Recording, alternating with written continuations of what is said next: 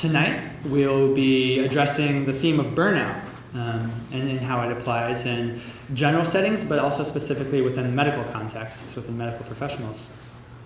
So we have the great honor of having Doctors Maia Love and Marlon Danilovitz here with us tonight. So Dr. Maia Love will start us out with talking about how to prevent burnout. So Dr. Love is an actively practicing doctor who is keen on the science of wellness, especially as it relates to the brain and neuroscience. Her past experience includes advanced studies in sensory neuroscience, neuroimaging, and a focus on neuropsychiatry during her training. She is certified as a yoga teacher and mindfulness instructor and leads retreats in Tofino for wellness and prevention of burnout. Her involvement with several clinics in Vancouver includes wellness services for professionals. She's also the founder and director of BrainTalks, so it's a real joy to have her here talking with us tonight. Just give me a warm round of applause.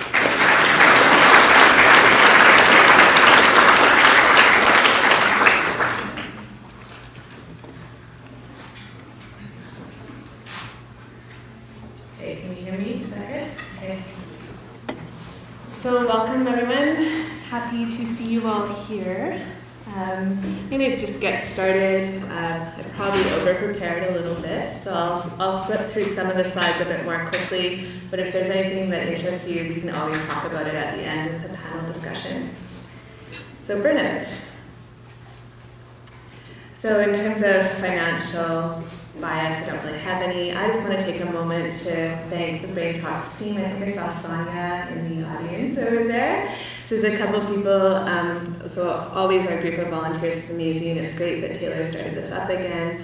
Sonia, Cassie, Alexander, Kawai, Dr. Honer have been huge supports of this series over the last 6 years. I just want to also say, because I practice as a psychiatrist, that my talk tonight is about wellness science. So it's for wellness and prevention. It's not supporting a psychiatric treatment currently. Okay, so what is burnout? Burnout is a state of physical, emotional, and mental exhaustion caused by long-term involvement in emotionally demanding situations. That's one definition. State of fatigue or frustration brought about by devotion to a cause, way of life, relationships that fail to produce the expected reward. So reward is something we're all interested in, and we seek it in various ways to stimulate our nucleus accumbens. But when we're not getting the reward, then our systems don't work so well. So I like the opposite of burnout is if you feel brilliant, if you feel vibrant, if you feel engaged. So if you're under pressure, you might feel like a piece of coal, but ideally you turn that pressure into something awesome, you become a diamond. It's also very helpful to realize that the body gives us cues. So if we are suffering from burnout, we might not recognize it at first, but it might start to show up as physical cues. So objectives, we're going to be burnout, wellness, and then we're going to talk about some practical approaches, some useful approaches. This is a beautiful picture of the brain. So I don't know if you know about the Human Connectome Project, but it's a bunch of researchers, psychiatrists, neurologists that are tracking the different neuronal connections in the brain and labeling them as to function, and they're just gorgeous maps of the brain that are being created. So burnout in the USA, there's a company called Kronos that did a huge analysis of companies and employees all over the US and found a huge amount of burnout due to sometimes unfair compensation, unreasonable workload, too much overtime after hours, poor management, mismatch between a person's role and the company's overall strategy, a negative workplace culture. The average work week is now 47 hours. The 9-to-5 workday has disappeared. People are answering emails, answering phone calls on their holidays and their evenings or their mornings. Doctors are experiencing burnout, so there's a doctor's shortage in the US, and over 50% of US physicians are feeling burnt out, and in Canada it's 50-70%. More doctors are leaving medicine than ever before, and Marlon's going to speak to that in more detail soon. So that dark blue pie place there showing us how many people are dealing with stress. So stress, poor focus, fluctuating mood, fatigue are presenting as more and more common concerns in our population these days. So Molly Lombardi of one of the, what is it called? It's called Aptitude Partners, so Assessing Burnout, talks about how in this information day and age, people are getting overwhelmed by the information and they're more susceptible to burnout. And type A people who really want to succeed and know the answer are also feeling this. And you might even feel this if you're really keen to know the answer to something that's not quite clear yet and you embark on a Google search and several hours later you're like, oh, I haven't gotten the answer. There's so much information out there. So some of the causes of burnout here. I'm just going to go through this quickly because I really want to focus on what are some of the possible solutions that we can consider. Really important to differentiate between burnout and depression. So about half of depression, or 1/3 of depression, so 1/3 to half of depression isn't really treated by our current measures. So a lot of people are looking for answers. One of the answers might be that you're misdiagnosed with depression when you actually have burnout. So these are some of the differences between burnout and depression. Depression, you lose your function. Burnout, you're still fully functioning, but you're not feeling that joy, that spark that you would normally feel in your life. You're at risk if you identify too strongly with work, try to be everything to everyone. You work in a helping profession, trying to go that extra mile. You feel like you have little or no control over your work, or your job is monotonous. This can lead to excessive stress, and then if you look down that list of the consequences, actually physical problems. And we know now that stress is a significant exacerbator of chronic medical conditions. So this is the retreat center I work at, and I love it there. So I was meditating, like just wishing that I could work at a retreat center in Tofino and how awesome that would be, but I don't have the money to buy property and all this. And I was just thinking, oh, wouldn't that be great? And then I kept going to Tofino, and someone came to me and they said, hey, there's a retreat center starting up, you might be interested. And I was like, yes! So one of the reasons I love it is that I have a tendency to work too hard and feel a little burnt out at times, and when I go to Tofino, there's something about the surfing, the sleep there, the fresh air that's different than yoga or running or all the other things I try. So there's something deeply recharging about just getting away from it all and being submerged in the wilderness. So wellness. So these are my little formula that I like to think of in terms of thinking of wellness. So 7 key factors. So starting with sleep. Sleep is so important, as you may know. So when we go into a deep stage of sleep, so we start off our evening sort of dipping into sleep a little bit more, and then we go into a nice deep stage of sleep. And in that deep stage, we have these beautiful star-shaped cells called astrocytes that take the junk out of our neurons, put it into our blood, and our liver then detoxifies it out of our body. So it's really important to reach that deep stage of sleep and to supply those neurons with what they need. So they do need glutathione to help detoxify the body. So that's one thing you might have been reading about more recently. Also, you might have heard about aligning your sleep with the circadian rhythm. So you want to get to sleep before 11 o'clock at night. And if you do that, you're going to have better mood, less anxiety, better memory the next day.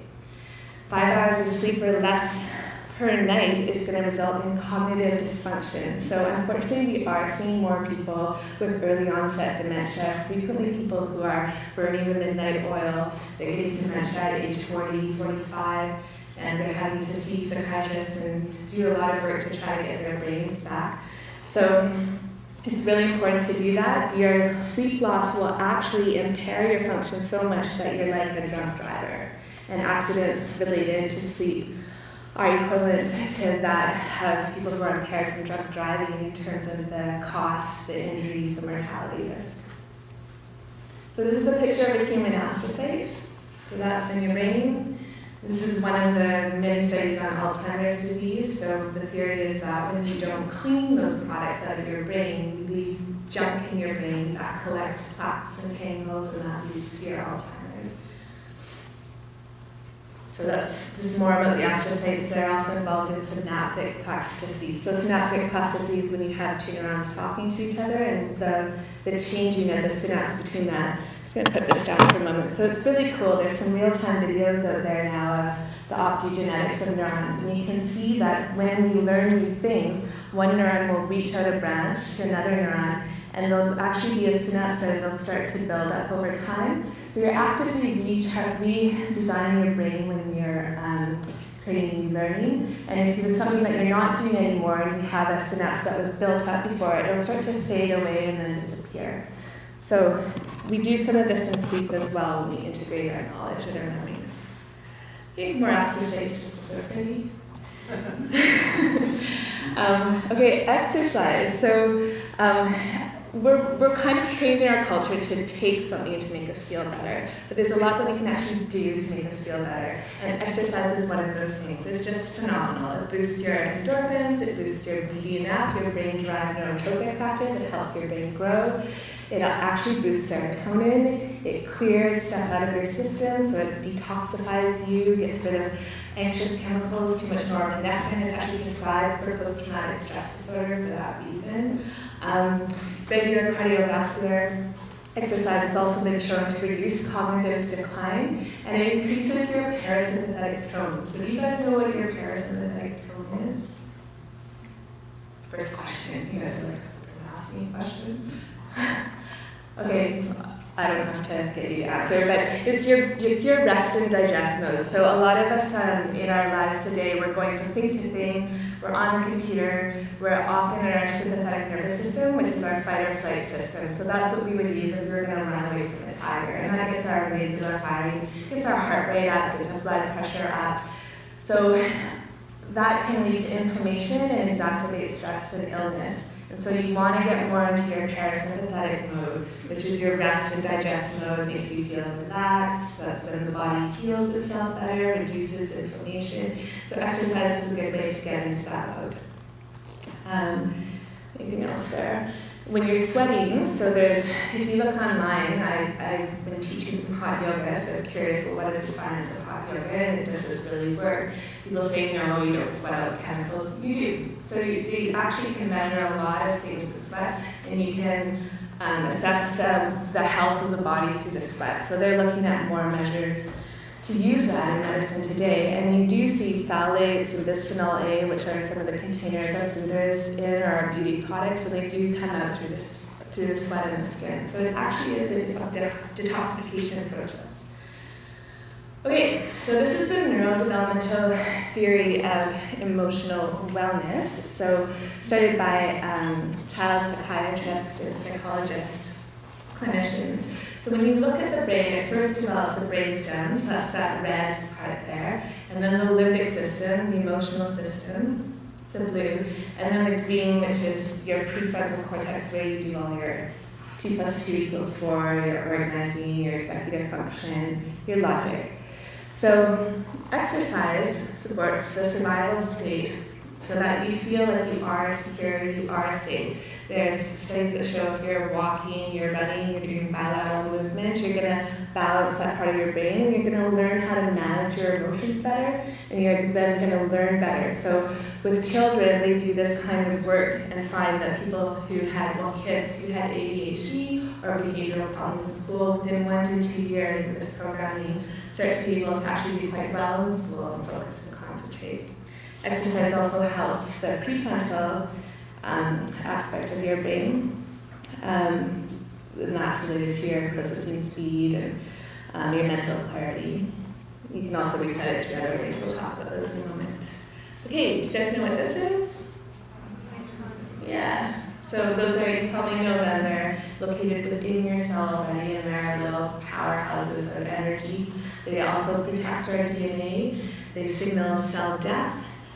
They maintain the electrochemical integrity of the cell, and they signal cell reproduction. They maintain glutathione levels as well. Do you remember what glutathione was important for? Pardon? Does it say PCP? What? It's for detoxification, for the astrocytes to pull those products out of the neurons. Okay, so BDNF, you guys have probably heard about this. It's becoming more and more commonplace for people to be interested in this. So BDNF does actually help your brain grow. And there was some controversy that maybe the adult brain doesn't continue to grow, but research has found new neurons growing in adult hippocampus. So there are adult hippocampi So we are always growing new neurons in our brain. So if we can do things that boost our BDNF, we can boost our brain power and protect ourselves from burnout. So these are pictures from a study that came out in 2018, and those bright green areas are where the new neurons are growing in the hippocampi. That's your hippocampi there. It's called the hippocampus because it looks like a hippo, which is in Latin a seahorse. It sort of kind of curls up like a seahorse when you see it on its own. And this is my PDF version of the GIF, so it's not rotating, but it's located right about here in your brain. Okay, so nutrition. So I gave a talk recently, and a lot of people were really curious about this. There's a lot of information coming out around nutrition that can keep you healthy and well and keep you from feeling fatigued and burnt out. So you've probably heard about the gut microbiome, tons of bacteria in there. We create a lot of neurotransmitters in there. 80 to 95% of our serotonin is created in our gut. And disruption in the gut is being linked to a lot of illnesses, including depression, ADD, autism, Alzheimer's, Lou Gehrig's disease. And it's also deeply connected to our stress response, which is the HPA axis, your hypothalamus, your pituitary, and your adrenal axis. It's also important to check for deficiencies. So if you are feeling burnt out, it might be as simple as you're low on magnesium or zinc, vitamin D, B12. There are some fancier ways to check to see if even if that does show up as normal in your blood, it actually might be depleting your cells. So a functional medicine doctor can look for that. You need to check your ferritin, of course, and even if your hemoglobin is normal, you can still have low ferritin contributing to fatigue. And these are some of the doctors in the States that are part of this new movement of functional medicine that looks at all the deeper aspects of the biology of your body that might not show up on your regular lab tests. Sugar has been linked to depression, dementia. So we're 44% increases in Alzheimer's in people who are drinking sugary soda. We consume tons of sugar. It activates our reward center, so it can be hard to get away from it. It increases serotonin, but then it depletes it. So watch out for your sugar. Fat, most of the brain is omega-3 fat, so it's good to get your omega-3s. Dr. Drew Ramsey is a psychiatrist in the States who says get your long-chain omega-3 fatty acids, and he prescribes these to his patients and sees them do much, much better when they are including these in their diet. Our mitochondria are made from fat, so if you have fat that's not high quality, then your mitochondria probably aren't working as well. Your immune system is supported by the gut, and when that balance goes off in your gut, then you can get inflammation and cytokines created from the inflammation, and the brain can react to that because your gut's interacting with your blood, and your blood goes to your brain, and then your brain can get inflamed, and that can lead to problems with thinking clearly, feeling like you're burnt out, and even depression has been linked to inflammation in the brain. So these are, again, neuro studies, but they're interesting to be aware of and to continue to follow. Okay, how am I at for time? Okay, so heavy metals.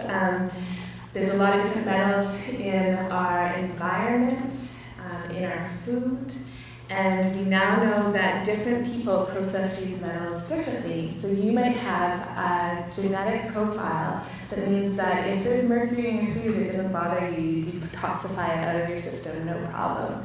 But someone else might start to accumulate it in their body, and that can lead to problems with digestion or thinking clearly, so you might need to be tested for that. There's another naturopathic doctor, Joe Pizzorno, has found that DDT elevation, so that's a liver enzyme, can be correlated to too many toxins in the body. That's interesting. Intermittent fasting, I've heard of that, that's becoming more and more popular. It also increases BDNF, similar to the amount that it increases when you exercise, reduces disease markers, reduces oxidative stress, helps you preserve learning and memory function, and slows disease processes in the brain. So in summary, support your gut health, check for deficiencies, avoid sugar, eat omega-3 fats, Be cautious with gluten. I didn't really talk as much about that, but sensitive to gluten can create a lot of inflammation as well. Avoid your heavy metals and toxins. Maybe go down to the States and get genetic profiling. There's a clinic that does that down there. Eat good food, whole food, reduce your processed food. Consider intermittent fasting, which if you're a super busy professional, you might just do anyways. And consider developing all this with a relevant specialist. Okay. Just a picture of a person enjoying water, because I love water. Okay, so I've been talking a lot about the brain throughout this because that's my passion area. It's very interesting that when you are under chronic stress for 3 weeks, 21 days or more, you actually start to lose some of your branching of your neurons. So it sounds kind of scary, but you can regrow those back with more relaxation, the parasympathetic involvement, more BDNF, exercise. But stress does have a really significant impact on your brain and on the branching of your neurons. Cortisol gets increased. This can affect your hormones, especially testosterone and progesterone. When you build your cortisol, you steal building blocks from your other hormones. So when your body's in overdrive and creating a lot of cortisol, you're kind of stealing from these other areas. Cortisol that is high also increases aging. So you're going to get more wrinkles in your skin, lose more hair if you have a lot of cortisol, because there's actually little tiny receptors in your hair follicles and on your skin that respond to hormonal changes in the body. And then there's a woman in UCLA named Tiffany Cruikshank. She also teaches yoga as well. And when she was doing this mindfulness work with people, she found that with the mindfulness, their cortisol levels went down and also their waistlines went down. So over the course of a month, so that's how significant stress is. So that's a little diagram of stress. Lose your branches and relax, you get more branches back. Images of the brain. So a little bit what I was talking about before, you can see how the spines of the neurons, the branches change with learning.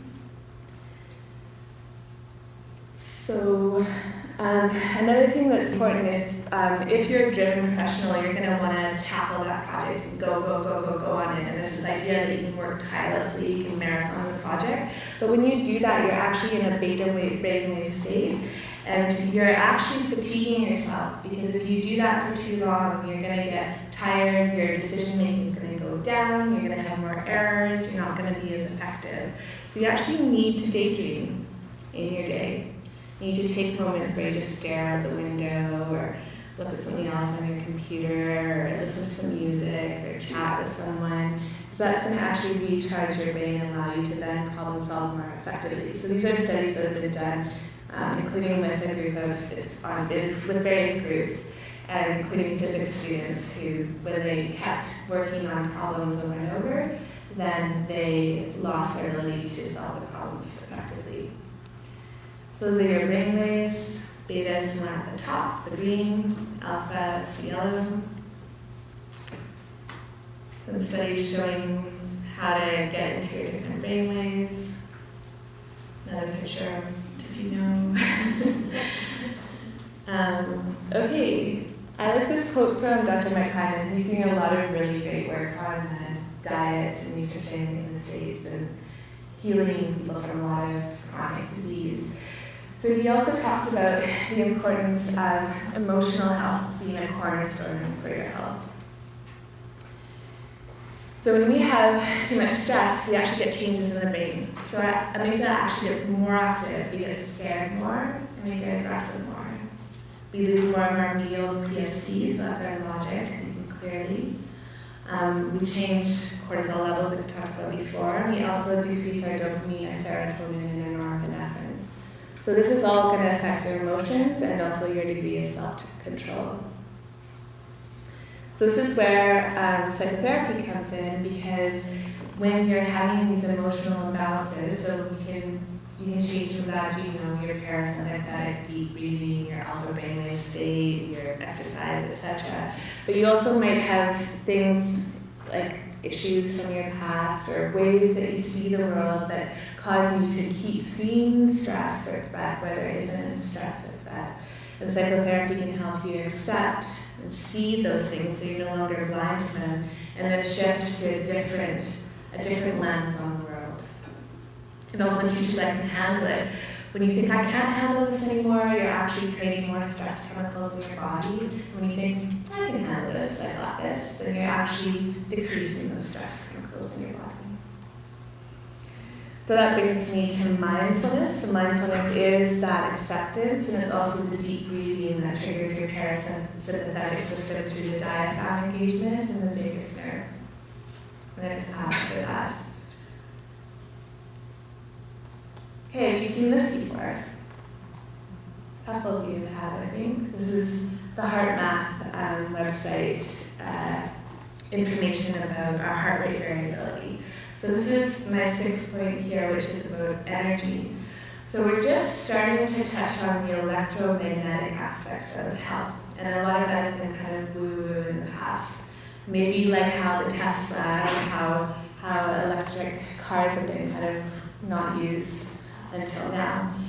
So there's an institute called HeartMath that is measuring the electromagnetic field of the heart and seeing that it's incoherent when we're stressed or frustrated or angry. And you can see a mimic of this when you look at how variable the heart rate is. So a heart rate isn't perfectly the same, it can vary a little bit, but when it varies a lot, that's often when we're running a negative emotion. So we can switch this by running a more positive emotion like appreciation, kindness, compassion. And this also will correlate to more health in the body. Heart rate variability, I don't know if anyone's a cardiologist here, but if you have poor heart rate variability, you're actually more prone to a heart attack. So it is very relevant to physical health as well. I don't know if you've heard of RTMS, but right now there's a newer approach to depression where you apply an electromagnetic field to Tesla, to the brain, and the brain reacts by changing its mind. So someone might be having a gambling addiction, a craving, they just want to get out of the casino, and you put this field on that part of the brain, on their DLPSC, the place that assigns value, and you change the way that area is working, kind of maybe halt it a bit with the magnetic field, and then the person no longer says, oh, I value this casino, I need to go to the casino. It changes the way they think.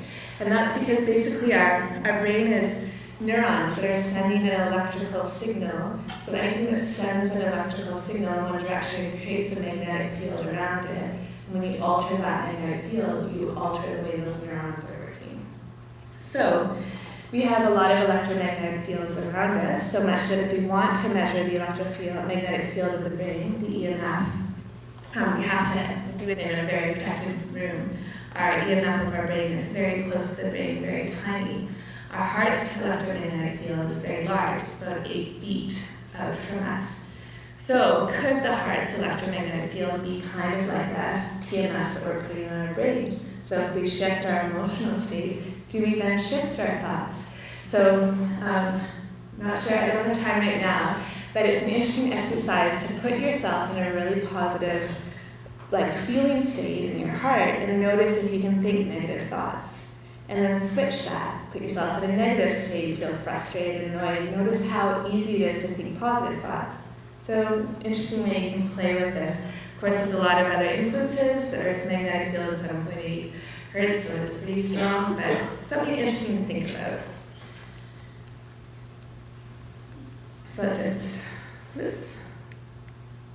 So the brain's field is 1/60th the amplitude is 0.01 picotesla, whereas the heart's field is 60 times the amplitude of the brain, and it's 100 picotesla. I think I'm almost close to time, so I'll just end on this last few slides. So nature is super powerful. You might have heard of that already. Shinrin Yoku is forest bathing or forest walking. It's supported in Japan by the nation. It's funded. People go on forest walks for their health. It reduces blood pressure, heart rate. There's phytoncides released in the air that help your immune system get healthier and stronger, increases cells that kill cancer. Blue mindfulness is a concept that we use at the homestead in Tofino, which is that when you're on or near water, in water, you feel a lot better. Basically, there's a lot more to that, as you can see there. Surfing's really powerful in recharging us, increasing dopamine, serotonin. Hiking has also showed positive benefits as well. I love this quote: wilderness is not a luxury but a necessity of the human spirit. That's sticky now.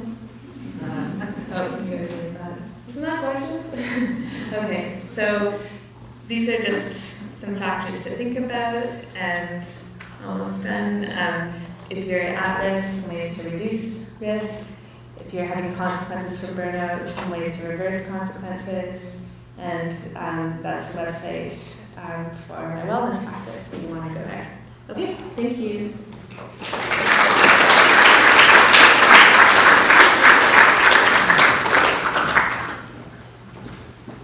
All right. Yeah, thank you so much, Dr. Love. Certainly a nice opening to speaking about burnout here, which, for my own kind of takeaway, just how much there is that's going on, which on the one hand can be kind of overwhelming, like, oh wow, like to combat these things, there's a lot going on. But then on the other hand, it's like, wow, look at all the targets that we could go in and make changes in and really start to move things in a positive direction.